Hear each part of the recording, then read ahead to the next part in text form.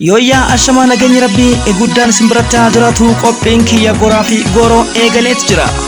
Maarree qophii keenya darbe keessaa kutaa tokkoffaa waa'ee ilmaan itti humbanna. Anis wallo jenneet eegalle amma immoo anis wallagga jedhi. Qe'ee Abbishee Garbaa ilmaan leeqaa sabboontota wajjin daawwanna. Qe'ee Maccaa hangafa Booranaa ilmaan Oromoodha. Wallee kanaan qophii kiyyatti seena. Taaddee Gammachuu bara baraan jedha kanaan walitti deebina. Biyya Abbishee Garbaa Oromiyaa biyya lemoo qilxuu Oromiyaa biyya Alii Birraa Oromiyaa.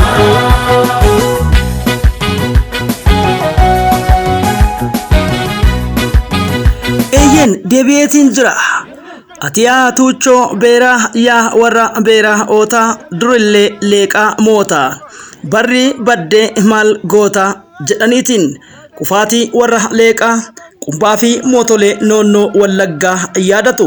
Haa ta'u malee waliigalteen Morodaa Bakaree garee lamaan wajjin uume seenaa keessatti baay'ee balaaleffatama. Kanas seenessuun yoo morman akkana jedhu jedhani duri seensa qophii kiyyaa har'aa kuni caayaa Oromoo TV'ti.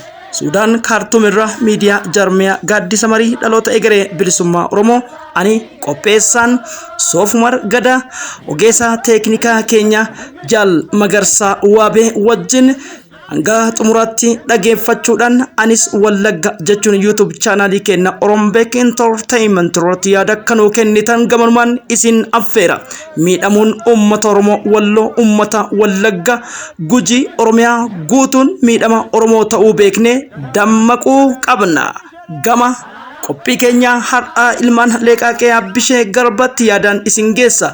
Xiinsammuun akkasumas keessoo keessaniin Wallaggatti ol aanaa jechuun barbaada.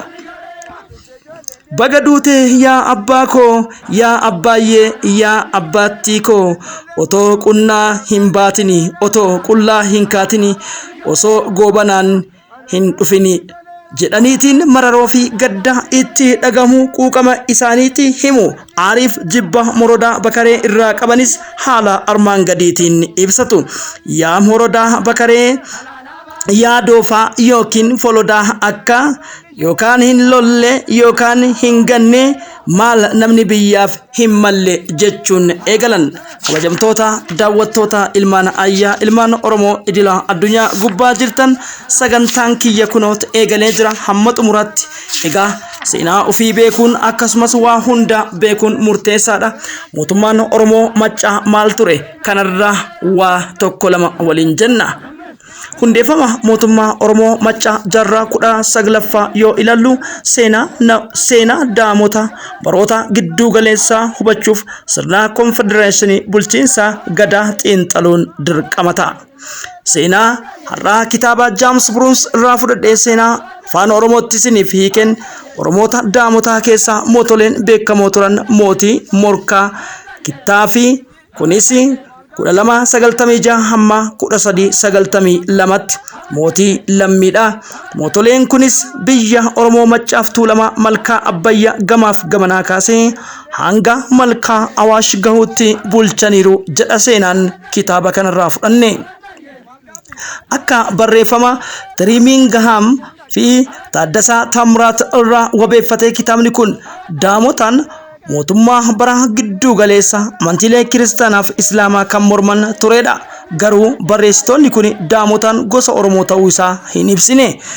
Gosni Oromoo daamota Shawaa Kaabaaf Shawaa Lixaa Wallaggaaf Goojjam keessa jiraachuu ragaaleen ni ibsu. Kanaaf Oromoon Maccaaf aadaan yookiin sirni mootummaa waan haaraa miti. Sirni mootummaa ittiin jiraate hubate gara sirna gadaatti aadaa bulchiinsaa waan guddiseedha malee jaarraa 19ffaa keessa hin jijjiiramne. Sirna gadaa irraa gara bulchiinsa moototiitti cehu jedhu. Armaan dura gosoonni Oromoo hedduun bulchiinsa konfedereeshiniitiin akka of bulchaa turanis ibsame. Adeemsa guddina uummataa keessatti konfedereeshiniin baay'achaa deemuun isaa immoo walitti dhufeenya uummata Oromoo irratti dhiibbaa akka fideetu himama. Haaluma kanaan konfedereeshiniin keessatti egaa maaltu jira? Suuta suutaan sirni mootummaa bulchiinsa sirna gadaa bakka bu'ee jira jedhu. Kunis Maccaa keessatti mootoleen hedduun akka uumamaniif sababa ta'e. Oromoon Maccaa keessattuu Jaawwi, Leeqaa, Gibee, Iluu Abbaaboor keessatti mootoleen hedduutu sirna gadaa cabse aangoo bulchiinsa nam-tokkee dhuunfate. Kutaa kana keessatti mootolee kanneen akka fakkeenyatti seenaa siyaasa Oromoo jaarraa 19ffaa waliin sakatta'uu kan ilaallu ta'a. Jaawwiirraan haa eegalu. Nafaana bu'aan isiniin jedha. Jaawwi Oromoon Jaawwi damee Oromoo Maccaa sulula Mormor kibbaaf kaaba jiraatan teessumni lafaa Oromoo Jaawwi jireenya namaaf hojii qonnaaf baay'ee mijata. Haalli qubsuma Oromoo Jaawwi kallattii hedduun humnoota adda addaaf saaxilamaas akka ture. Kanaafuu diinarraa of tiksuuf ta'ee fedhii dhuunfaaf sirna mootii akka hundaa'u haalas mijeesse. Mootummaan uumamaan keessa kan akka mootummaa Guduruu, Abbishee Garbaa, Odaa Jimmaaf kan biroo eeruus dandeenya. Kanaan wal qabsiise. Guduruu maali laata? Guduruun naannoon laga Mormor yookiin Abbayyaa kaabaaf kibbii bakka Oromoon yeroo dheeraaf jiraachaa tures jedhamee seenaan lafa taa'eera. Isaanis gosa Oromoo Maccaa ta'anii maqaa Jaawwiidhaan beekamu. Jireenya hawaasummaa dinagdee keessatti hariiroon Oromoo Maccaa hortee Kuush keessattuu Agaw waliin Goojjam keessatti qabu hawaasa eenyummaan isaa wal xaxaa ta'een uumameera. Kunis gaaffii Goojjameen Amaaramoo makaa Oromoof Agawuu isa jedhu deebisuuf rakkisaas taasiseera.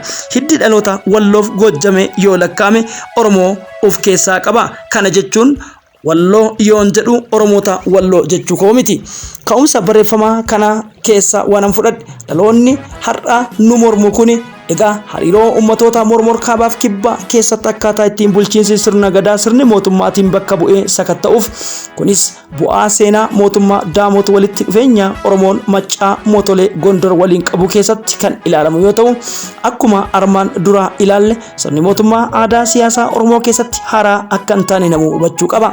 Seenaa keessatti sirni mootummaaf sirni dimokiraasii wal jijjiirraa akka turantu hubatama. Naannoo laga Abbayyaaf kaabaa kibbattis jaarraan 16ffaa dura booda kan raawwatame seenaa wal fakkaatu kana. Kunis seenaa mootummaa Daamota, mootummaa Guduruu, mootummaa Goojjam, gama mooraa Guduruu, Abbishee Garbaa, Odaa Jimaaf kan biroo nu yaadachiisa. Mootummaan Guduruu ilaalchisee hojmaataa kanneen luba Abbaa Maasiyas jedhamu, isaanis luba amantii kiristaanaa kaatolikii yoo ta'an bara bulchiinsa mootii Suusiniyoos booda kaatolikoonni Gondar keessaa gara Tigraay Mutsuwaatti yoo baqatan lubni kun gara Guduruutti baqateera jedha seenaan. Guduruuttis simannaan waan taasifameef lubni kun hojii wangeelaa yeroo dheeraaf hojjate. Jalqaba bara 1840 keessa yeroo Abuna Maasiyasii fi maamiltootni isaan waliin Guduruutti ce'an Oromoon Guduruu sirna gadaa bulaa akka tureef seenaa bareedaa miidhagaa sabboonummaa qaba. Yeroo sana egaa torban Oromoo Guduruu sirna gadaan bulaa ture. Yeroo sana torban Guduruu keessa sooressa qabeenya miidhanii fi horii baay'ee qabu Gultii Shuumii kan jedhamutu isa addaa ture. Innis qabeenyaan waan qabuuf sirna gadaa guutummaa guututti hin cabsin malee toora sirna mootii gaggeessaa ture. Qabeenyi inni qabu qofti mootii isa taasiseera. Ilmi namaa kana Awweetu jedhamu lubni kuni dhufuu dhukkubsataa ture. Haala kana keessatti sooressichi gara luba Maasiyasii fi akkasumas ammoo jechuudha kan Diimaa Abbaadii argate. Ilmaanis isaanis amantii kaatolikii fudhatee du'a jalaa akka oole simama. Torban Guduruu keessatti yeroo mootiin Gultii Shuumii morkataa kan ture immoo ilma guddifataa gara torban Guduruutti dhufe gama mooraa nama turedha. Haa ta'u malee guddisni kun kan gaggeeffame eenyuun akka ta'e wanti ifa ta'e hin jiru. Wal morkiin mootii gama mooraa fi Shuumii gidduutti ture nagaan kan xumurame fakkaata malee suuta suutaan olaantummaa gama mooraa calaqqisaa deeme. Sababni isaa gama mooraan ummataaf humna waraanaa isaa biratti fudhatame guddaa argatu isaati. Haala kanaan gama kanas Gama Mooros mootiin Guduruu beekaaf jaalatamaa ture. Innis qawwee hedduu daldaltootaaf namoota biyya ollaa irraa dhufan waan walitti qabateef Guduruu keessatti tuuta waraanaa amantii kaatolikiif wardiyyaa ta'e tokko gurmeessuu danda'e. Kanaafis aangoon gama mooraa irraa cimaa dhufe torban Guduruu akka tokko ta'an yeroodhaaf haala kan mijeesse jedha. Egaa gama mooraa morkiin aangoo irratti shuumii fi gama mooraa gidduu ture qabbaneessuuf jaarsummaa luboota kaatolikii gahee guddaa qaba. Egaa gama mooraa yoon jennu gama mooraa maqaa namaa ta'uu na hubattu jedhee yaada. Waliigalteen gaa'elaa kan raawwate akka amantii kaatolikiitti otoo hin ta'in akka aadaa Oromootti seera rakootiin ta'uusaa lubichi dabalataan ibseera. Lubni amantii luba Maasiyaasiin ta'es walshakkii garee mootolee lamaan gidduu jiru qabbaneesse. Ijoollee mootolee lamaan awweetuu fi morkaanis amantii kaatolikii kanaan waan cuuphamaniif araarri maatii lamaanii akka fixan bu'aa godheera jedha. Daawwattoota caqastoota Caayaa Oromoo TV mana yoon jenne waa'ee kana keessa deemu osoo hin taane Antooniyoo D. Abbaayid yaadachuuf seenaa kana keessatti awweetuun bara jireenyaa wiirtuu kaatolikii bakka qobboo jedhamutti garee luboota kaatolikii wajjin hojii keessoon mul'ata qabu akka hojjeteef jireenya oromummaatiif gatiisaa dabarse jedha. Maarree ammas wallee kana caqafannee akka walitti deebinu abdii qaba. Nafaana bu'aan jedha.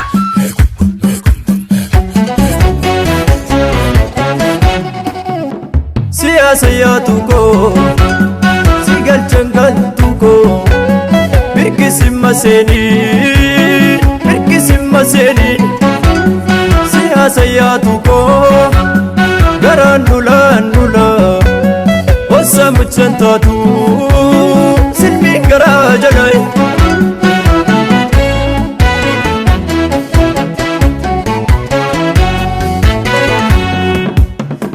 Chillama biyo ya hortuko magalana daktare siya chillama dino. Haa ta'uuti malee sirni bulchiinsi gama mooraa aadaa sirna gadaa irra bilisa hin taane jedhu gorsitoota abbootii gadaa of duukaa hiriirsuu qofa otoo hin ta'in gama mooraa faallaa amantii kaatolikiin haadha warraa afur qabu himama.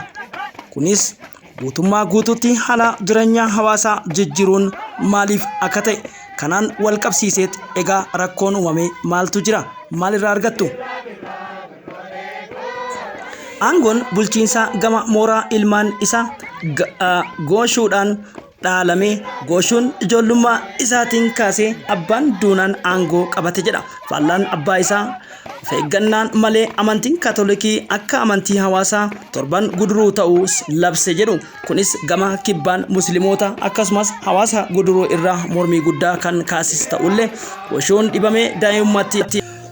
dhibamee daa'imummaatti du'us eega bara 1850moota keessa haala mijataa kan argate mootummaan Goojjam Guduruu irratti weerara bane. Kunis qacceen mootii Guduruu mooraa gama Gooshuu awweetuuf Gooshuu 1950moota keessa weerarri musliimotaaf Goojjamoota kallattii lamaan wal faalleessuun Guduruu irratti gaggeeffame mootummaa Guduruu qormaata guddaa keessa galcheera ta'a. Mootummaan Guduruus gara kibbaatti musliimoota isaa mormaniin weeraraman. Weerarri Goojjamoota tooftaaf humnaan itti caalaa deeme. Haa ta'u abbootiin waraanaa torban Guduruu gurmaa'uun qabsoo kan itti fufan keessattuu aangootti dhufuun injifannoo Abbishee Garbaa milee loltoota torban Guduruu cimseera jedhama. 1870moota keessa karaa mootolee Yohaannis afraffaa fi Minilik lammaffaa mootummoonni Goojjam irraa beekamtii argachuu caalmatti weerara isaan akka babal'isuus taasise. Kunis suutaan mootichi Adal Tasammaa yookiin Nugus Takla Hayimaanoot humnaa fi meeshaa waraanaa cimsate mootolee Maccaa gama kibbaa laga Abbayyaa jiran akka injifatu isa gargaara. Mootichi Tigree Yohaannis lammaffaan morkii Minilik irraa qabuuf jecha Raas Adaliif beekamtii qofa otoo hin ta'in humna waraanaa gargaarameera jedhu. Maarree kana qofaa miti. Mootiin Shawaa Kaabaa irraa kana hafe kallattiin kan barbaade Minilik akka daangaa isaaf amantii ortodoksii babal'isuu hayyamuun isaa yaadatamus waliigalteen mootota sadeenii kun humna Oromoo cabsuun biyya tokkoof amantii tokko uumuuf siyaasa isaan hordofan keessatti Oromoof uummanni amantii Islaamaa akka cinaa kanarraa muufatan taasise jedhama. Dubbiin Abbishee Garbaaf galte fincila Oromoo kaasuun egaa Abbishee Garbas diinota isaa caccabsuu danda'e. Abbishee Garbaa seenaa keessatti nama jira awwaalame 1855 hanga 76 giddu galeessi jaarraa 19ffaa Oromoo Jaawwii birattis bara ce'umsaati jechuu dandama. Barri 1854-55 yeroo itti caffeen bulluq rakkooleen lama isaan mudateedha. Isaan rakkina keessa du'a qondaala waraanaa Garbaa Hurrubbaa fi yookiin Abbishee Garbaa rakkina ala weerara Gojjamootaati. Garbaa Hurrubbaa hanga 1855tti tajaajilee osoo bara aangoo abbaa duulummaa isaa hin xumurin dhukkubaan du'e. Qawween baname kana fayyadamuun weerartoonni laga mormor cehuudhaan saamicha Amuruu Guduruuf Horroo irra gahaa turan caffee bulluqutti dhiphina guddaa fide. Rakkina kana furuuf yaa'iin caffee akka walgahuuf qondaala waraana gaggeessuu akkasumas dirqama kan bahuu danda'u atattaman bakka buufamuun dhimma filannoo hin qabne ture. Abbishee Garbaa ennaa sanaa aangoo abbaa isaa dabarfame akka isaaf kennamu gaaffii caffeetti dhiyeesse ture. Garuu gaaffichi yaa'ii sanaaf keessummaa ture. Aangoo dhaaluun kan dura kan baratame waan hin taaneef hogganoota gadaa biraatti rifannaa guddaas uume jedha. Kanaan akka afoolaatti garuu Abbisheen isa caffee bulluq hidda dhaloota warra hangafaa keessaa hogganoota gadaa filuu aadeeffachaa dhufe quba qabaachuu hin oolu jedhu. Ciminaa fi gootummaa qofa otoo hin ta'in hangafoonni ulaagaalee filannoo gadaa maccaa isa ijoo ta'an niin dhufe jedha. Egaa ijoo ta'aa dhufuu qofa otoo hin taane suuta suutaan bara gadaa dhufee darbuttis irra caalan warra hangafaa abbaa aangoo taasiseera. Akka fakkeenyatti aangoon abbaa bokkuu kuush afran Horroo gadaa hedduuf harka warra guutaa yoo turu aangoon abbaa duulaa harka warra gobayyaa ture jedhu. Seenaa kana keessa 1850 mootota keessa yeroo yaa'iin caffee bulluq du'a qondaaltichaa weerara alaan jeeqaman abbaa bokkuu tuubboo maandiyaa ture. Haala kanaan Abbisheen dhalataa gobayyaa waan tureef aangoo abbaa duulaa naaf ta'a jedhee gaafachuun isaa waan dambii yookaan seera cabsees hin fakkaatu. Qormaata karaa keessaa fi alaa itti fufeef furmaata osoo barbachaa jiraniif gaaffii Abbishee yaaddoo aadaa cabsuu itti fide. Egaa kana keessa akka odeeffannoon afaanitti dhimma gaaffii aangoo dhaaluu Abbishee irratti yaa'iin taa'amee lamatti qoodame kana deeggaru sagalee kennaa fi kan gaafficha safuu sirna gadaa cabseedha jedhanii balaaleffannaa ta'ee jedha. Seenichi wallee kanaan walitti deebina. Dubbii dhalchaa dubbii tuttuqtan dubbii dhalchitan uummata dhiigii keessa galchitan kan dhugaaf dhiigaa turetu warra saalaan galfanne ati immoo bobbaafatte nagaa jira jettee keessi ishee boqonnaan arganne. Dubbii dhalchaa dubbii tuttuqtan dubbii dhalchitan uummata dhiigii keessa galchitan kan dhugaaf dhiigaa turetu warra saalaan galfanne ati immoo bobbaafatte nagaa jira jettee keessi ishee boqonnaan arganne.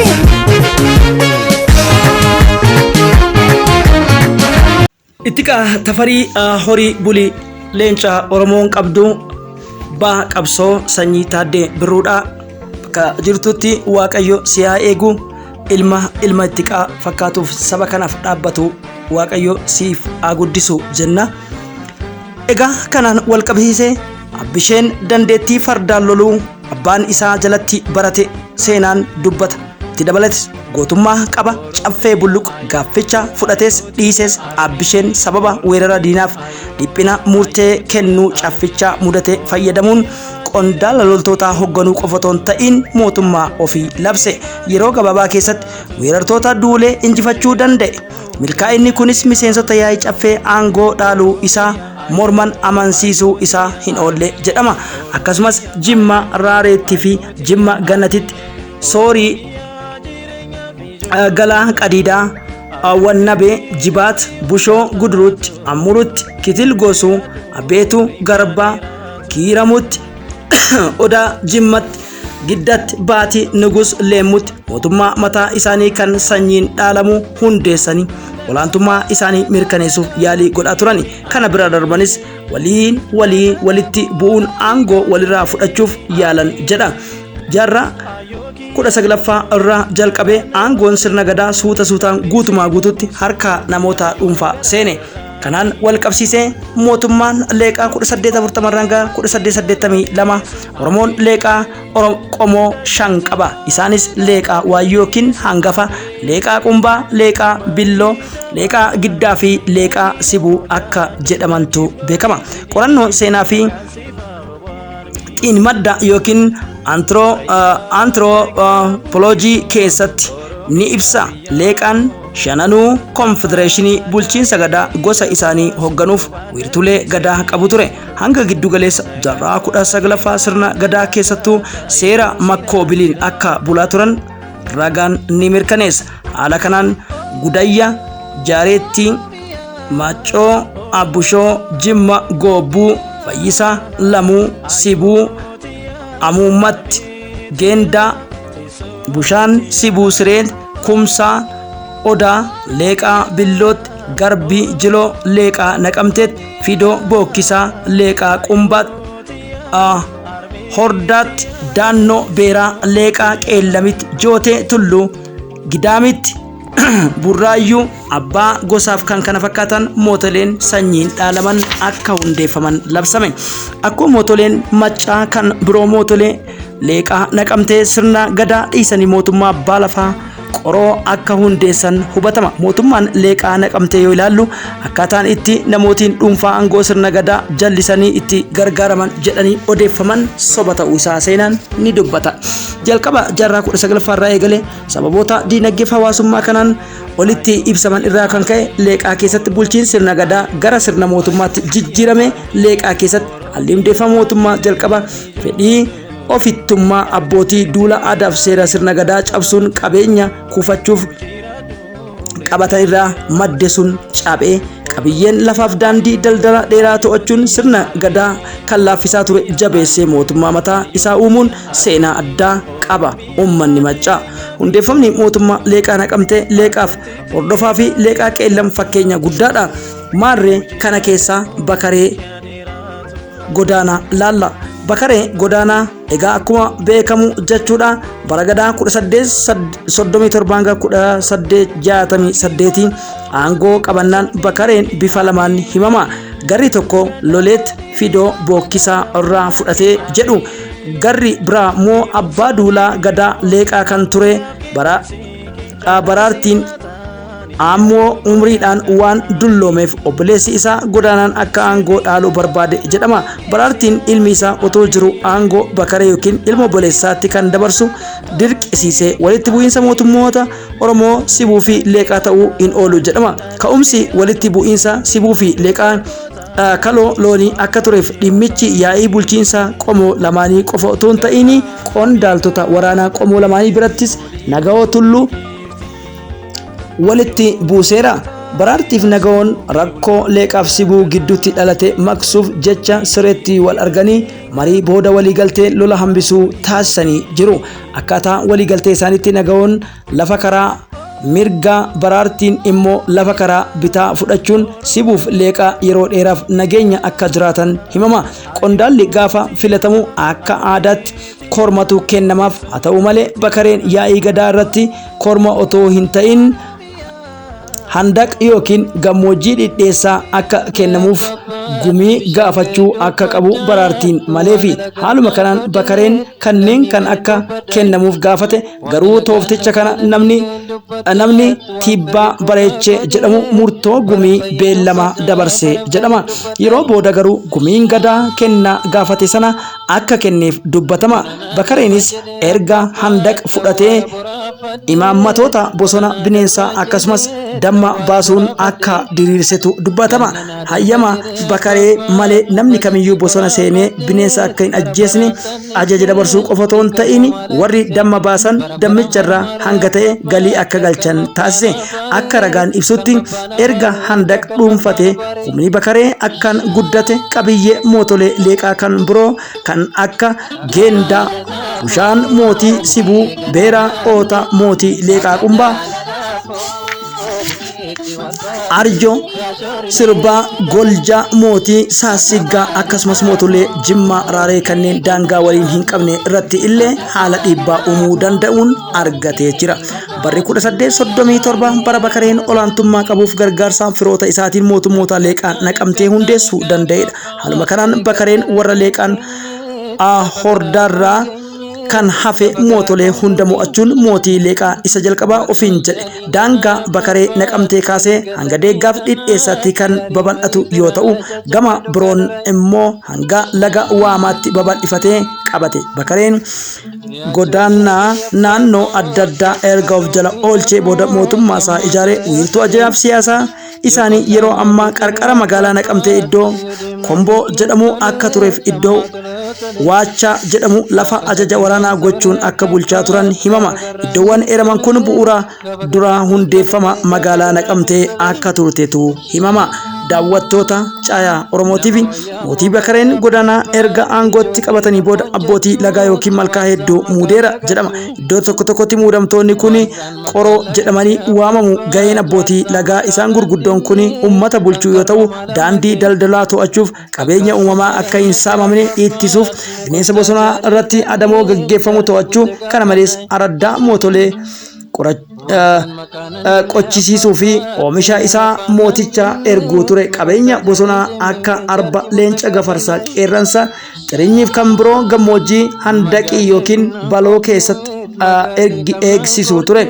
Mootiin Bakaree godaanaa mootummaa isaanii cimsuun kallattii dinagdee isaa qonna qofa otoo hin ta'in albuuda akka warqee fi meetii, daldala bunaa, qaraxa, amoolee fi xirinyii irraa walitti qabuun akka ariitiin duroometu himama. Gammoojjiin handaq keessaa ilkee arbaa fi gogaa qeerransaa gatii guddaatti gurguruun mootummaan isaa cimse. Yeroo sanatti gibirri kan galu amoolee, dammaaf warqee akka ture.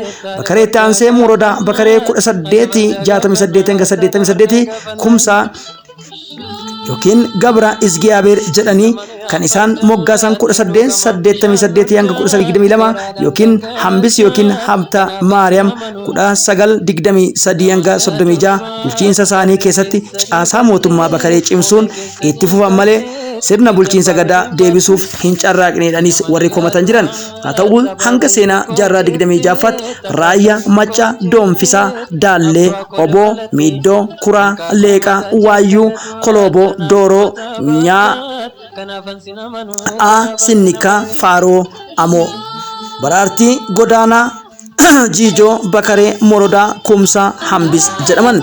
Maarree Morodaa Bakaree aangoo Bakaree kan dhaale 1868 hanga 88tti Morodaadha jedha seenaan keenya. Morodaanis aangoo erga qabatee booda teessoon mootummaa isaa Waachaa irraa gara lixaa hanga kiiloomeetira 223 fagaatee argamutti naqamtee iddoo Iyyesuus jedhamutti hundeesse. Morodaan akkuma abbaan isaa qabiyyee ofii babal'ifachuun laga dhidheessaa cehuun Sibuu of jala oolche. Kunis hanga laga Daabbusitti akka daangaa babal'ifatu taasise. Qabiyyee bal'aa to'achuu malee Wallagga lixaa fi bahaa tokko taasisuuf yeroo seenaa guddaa itti raawwate ture jedha.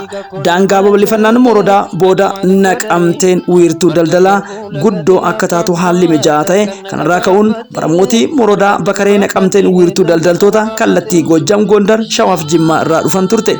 Bakki daldaltoota qubatanis ganda ta'uun guddina magaalattiif bu'uura ta'eera. Mootichi daldaltoota naannoo qaraxaa gadi bu'aa waan kaffalchiisuuf daldaltoota akka jaalatamaa ta'an dubbatama.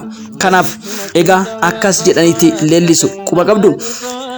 Garbii Jiloo yaa abbaa Sooqiddaa, Geendaa Bushaan yaa abbaa Sooqiddaa, Dannoo Beeraa yaa abbaa Sooqiddaa, Moorii Bakaree yaa abbaa koo jirta jechuun leellisanii. Maarree daawwattoota Caayaa Oromoo TV 1873 mootummoota keessa bulchiinsi Morodaa Bakaree weerara mootummaa Goojjam Adaal Tasammaaf mootummoota Shawaa Minilikiin saaxilameef 1873 abbaan waraanaa Adaal Tasammaa yookiin Nugus Takla Hayimaanoot Raas Darasoo akka gabbarsiisuuf gara Wallaggaatti ergame. Yeroo dheeraa otoo hin turin abbaan waraana mootii Minilik Raas Goobanaa Daacis Leeqaa gabbarsiisuuf gara Wallaggaatti socho'e.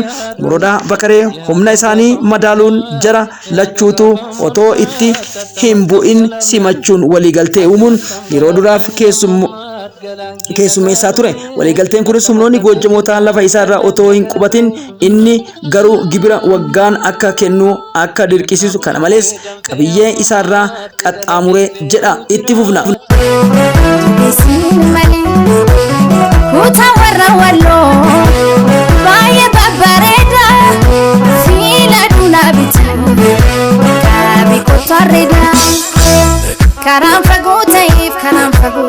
Karaan fagoo ta'eef sirnaan hin deebisu.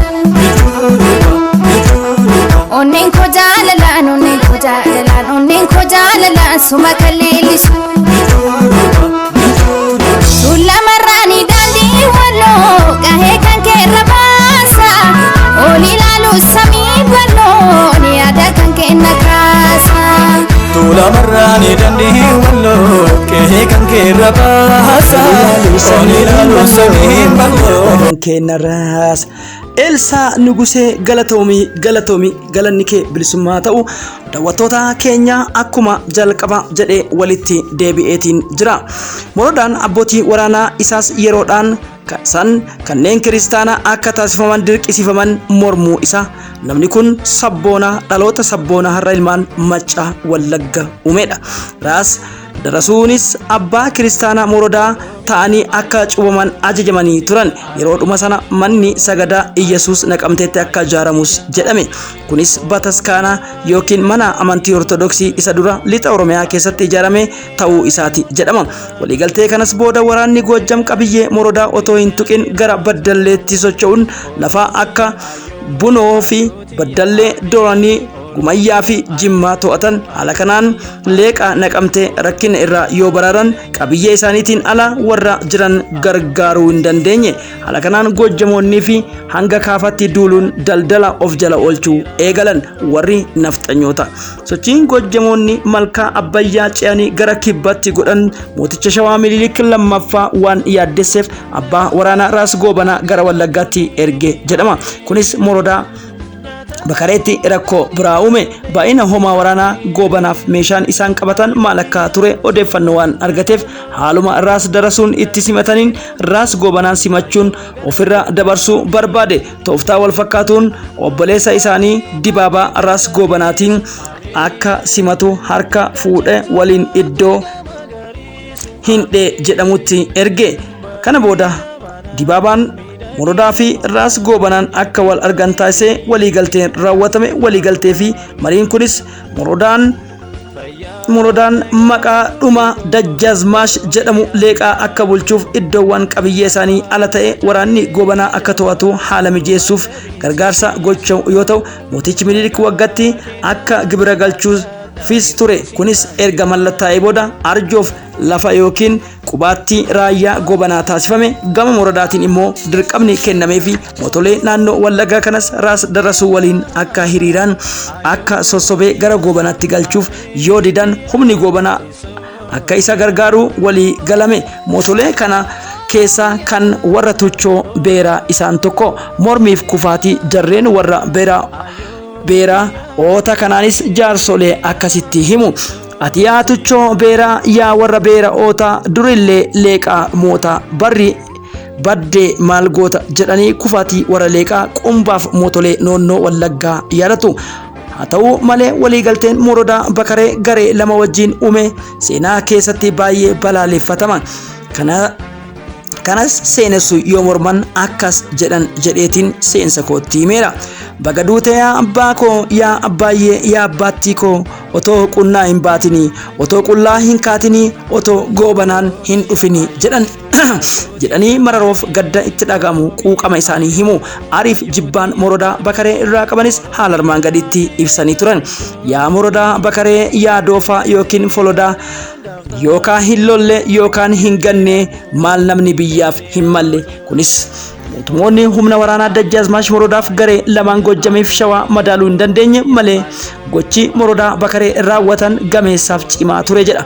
Bookata Leeqaa naqamtee kan turan Tuuchoo Beeraaf naannoon Beeraa garuu mala Morodaa naannoo isaatti baraarsuuf godhe kana otoo hin beekin Morodaa waan mormaniif akka mana hidhaa galus godhame. Leeqaa Qumbas harka humnoota Goobanaa keessa akka galan ta'e Raas Goobanaan gara kibbaatti Gibeef Jimma to'achuuf yoo duulu waraana Gojjamoota meeshaa saamanii kuufatan Limmoo irratti bira ga'anii saaman. Darasuunis qabeenya kiyya maaliif saamte jedhee lola kaase. Raas Goobanaanis ani ajaja waraanaa Minilik waan tureef kana waraanuuf ajaja mootii keetii yoo qabaatte malee ani si wajjin waraanatti hin seenu, garuu naannoon kun kan kiyyaaf mootii Shawaa waan ta'eef hatattamaan gadi dhiisi jedhee meeshaa to'achuun dhoowwate jedhama. Kana booda falmiin guddaan garee Gojjamiif garee Shawaa gidduutti eegale. Raas Darasuun aarii kana gara Gumaayii fi Bunoo Beddelleetti deebi'uun biyya saamuu gubuu eegale. Yeroo kana gareen abbootii biyya tokko Goobanatti galuun Gojjamoota waraanuu eegalan. Goobanaaf mootii Minilik waraana abbootii biyya Wallaggaaf Shawaa kan Faraduuf Loon fi Tawraarii Birruu Nagawoon hoogganamu waraana Walloo kan Raas Mikaa'eliin hoogganamu qabachuun iddoo Imbaaboo jedhamutti bara 1882 duula gaggeessan. Duula gaggeeffamenis Gojjamoonni mo'aman. Kana booda Minilik biyya kibbaa laga morkii tokko malee of jalaa oolfatan. Qabsoon garee lamaan gidduutti gaggeeffame qabeenya barbaachaaf malee Dajjaazmaash Morodaa gargaaruuf akkan turre tooftaadha.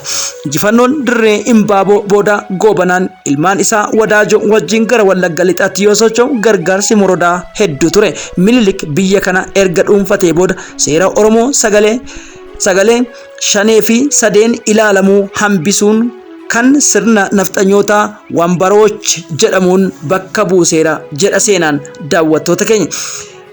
Kumsaa Morodaa yookiin Dajjaazmaash 1883 hanga 22tti Morodaa Bakaree waggoota 20 ol Leeqaa naqamtee erga bulchan turan 1881 keessatti dhukkuba maariteetiin akka du'an himama. Dajjaazmaash Morodaa booda ilmi isaanii Kumsaa Morodaa bakka bu'uun aangoo fudhatan. Innis akkuma Morodaa waliigalteen biyya Leeqaa bulchaa ture.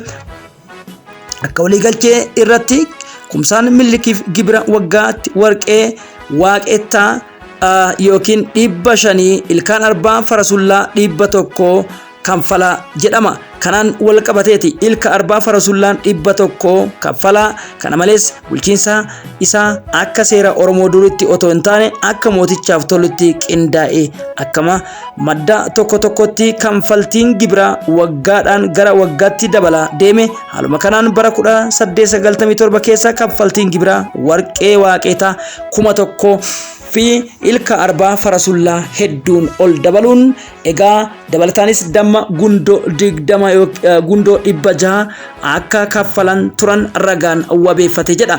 Dambaliin gibira waggaan dabalaa deeme 1906 yeroo mootichi Minilik aangoo Liji Iyyaasuuf dabarsan Raas Tasammaan gibira waggaa dabalataan qarshii maartireezaa 13,000 qallaba Gondarootaaf kaffalamu gaafataa ture. Gondaroonni kun akka loletti arjoo keessa qubatanii hojii tokko malee kan sooramaa turan. Yeroo sanatti loltuudhaan mindaa waan hin jirreef wanta ittiin jiraatan kennu uummata jarri irraa akka qubatan. Baay'ina gibiraaf qallaba Gondarootaa kana dadhabuun uummanni naannoo arjoo gadi lakkisee deeme jedhama.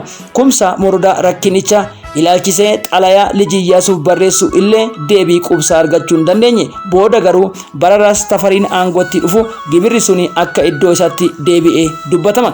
Waliigalteen Kumsaa Morodaaf mootii Minilik 1881 keessa abbaa isaa wajjin raawwatan Leeqaa naqamteerraa nafxanyoonni kamiyyuu akka hin qubanne kan gaafatu ture. Haa ta'uutii malee bara 1898 kanneen namoota Gondariif Walloo irraa dhufan 1300 magaalaa naqamtee qubsiisuun akka Kumsaan qallaba kennu godhame mana jireenyaas ajaja kumsaatiin akka uummanni ijaaru godhame Gondaroonni kun kan hoogganamaa turan Barambaras Baqqalaan yoo ta'u booda Raas Damissoo Nasiibuun akka ta'u godhame yeroo kana booda waldiddaan guddaan Naqamtee keessatti waan uumame achii kaasuun gara Arjootti geessani bulchiinsi leeqa Naqamtee caasaa Bakareen hundeesseen bulaa turte haa ta'u malee to'annoo humnoota Shawaa booda caasaan kun akka jijjiiramu taasifame caasaan kunis indarasoota yookiin malkanyoota qoroodha hedduutti hirmaatee bulaa akka ture yeroo sanatti kutaalee Wallaggaa indarasoota bulaa turan leeqaa Naqamtee leeqaa Gimbii Horroof Sibuu akka ta'an dubbatama kutaalee sana jalatti bulchiinsi malkanyoota 30 kan argaman yoo ta'u qoroowwan immoo isaan jalatti argaman iddoo jireenya mootii Kumsaa Morodaa fi boodas kan turan ilmi isaanii Hambis yookiin Habte Maariyaam magaalaa Naqamtee iddoo amma masara Kumsaa Morodaa jedhamee beekamu yoo ta'u masarri kun ammallee miidhagina isaa qabatee kan ture mootolee Oromoo gara lixaa keessa warri Morodaa Bakaree aangoodhaan malee sanyiidhaan warra mootii Haile Sillaaseetti makamuun intala ilma isaanii kan Aswaasan Haile Sillaasee li'ilte ejjigaayyoo fuudhanii maatii baay'ee irraa horanii jiru kunis hariiroo mootolee leeqaaf Naqamtee Shawaa gidduu ture jedhan haa ta'uutii malee hordaa qumbaa yookiin leeqaan seenaa mootummaa warra kanaa keessatti waa hedduu didde waa hedduu balaaleffatte gamnummaan kan galeef lolli cime ammas muuziqaa kanaan walitti deebinaati nafaana bu'aa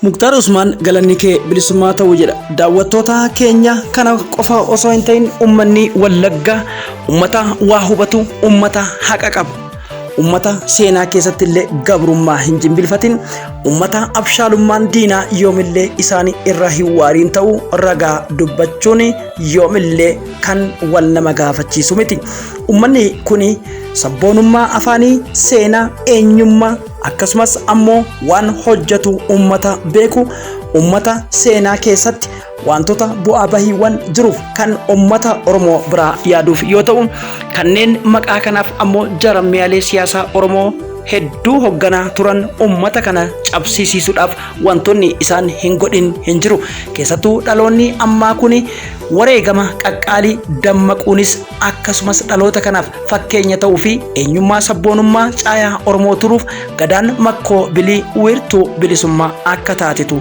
himama maarree kanneen caayaa Oromoo TV hordofaa jirtan sirni Impaayera Minilik kaayyoosaa haaromsee har'a duula Minilik sadaffaa Wallaggaa irratti banuun weerartoota humna faannootii fi goobantoota Abiyyi Ahmadiin durfaman akkamitti erguu eegale isaan kaleessarraa maal haaromsan mootota goobana daaceetii fi warra ummata keenya goyyoomse kana fakkeenya godhachuun warri as bayaa jiran kun maal hojjetaa jiru ummanni keenya kanatti dammaquun sossobaa akkasumas hiikkadhaa akka Oromoon humnan taane kan Oromoo jabaa ta'e akka balleessuuf dhaadatan yoomillee shakkuun nama hin barbaachisu qabsoon tarii qabsoo raajii fi barreeffamaa osoo hin taane qabsoo hojmaataati waa hunda caalaa dhiigni Amaanu'el Wandimmoo dhaloota kana haa dammaqsu humni dirooniin si haleelaa humni waan ati sabboonaa taateef saba cimaa hangafa Booranaa ummata Maccaa ummata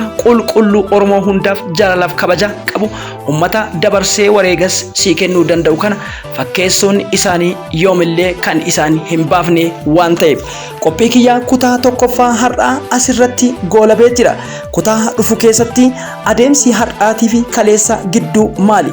Ummata kana maaf itti dhaggamu? Maaf dhugaa isaa ukkaamsu? Nama Wallagga ta'e yoo jireenyaan magaalaa keessa jiraates maaf balleessuu deemu? Sodaan ummata kanarraa qaban maali? Ummanni kun Oromoo biraarraa wanti adda godhan jiru. Sabboonummaan cichuu isaati, akka sabaattis sabaaf yaaduu isaati. Dhiphoonni garuu akka waan Wallagga dhiphaa ta'etti yaadu. Kuni dogongora qofa osoo hin ta'in namni kana jedhu diina Oromoo ta'uu yoomillee mamuu hin qabnu.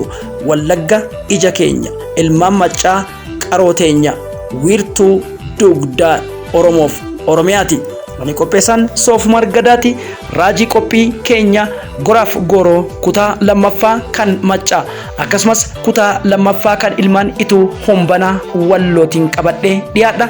Qophiin ona sikkoo mandoo afran qalloof gama biraatiin onoota tuulamaa keessaaf gujiif booranaa tuulaa surroo dabalatee maal akka tureef caayaan afran qalloo qabsoon bilisummaa Oromoo dhaloota kanaan utubnuuf waa'ee iccitiif tooftaa sirna fixanyaa maal akka taate egaa qabadheetiin dhiyaadha. Nama gaafasii rabbiin guddaan nu haa godhu.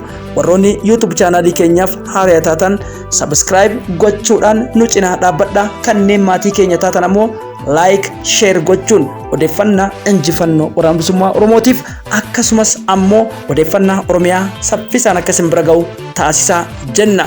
Horaa bulaa deebana galanni keessan bilisummaa ta'u.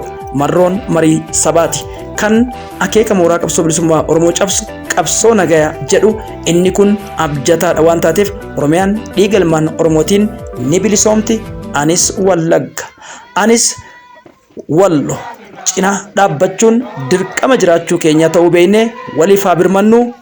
Horaa bulaa deebana.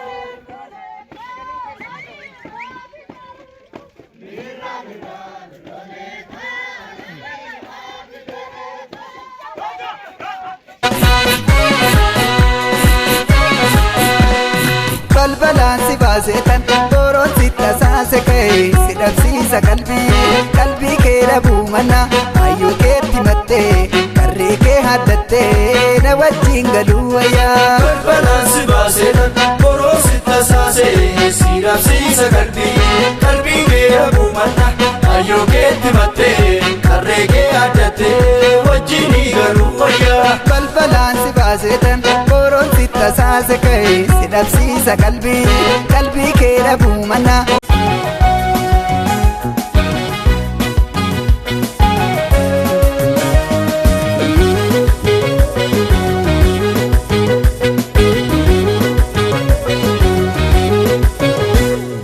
Siyaa ifaamootii dukkanaa soona jireenyaa gammachuu kan keessi achi si ana yeroon ulfina kee galchuu. Siyaa ifaamootii dukkanaa soona jireenyaa gammachuu kan keessi achi si ana.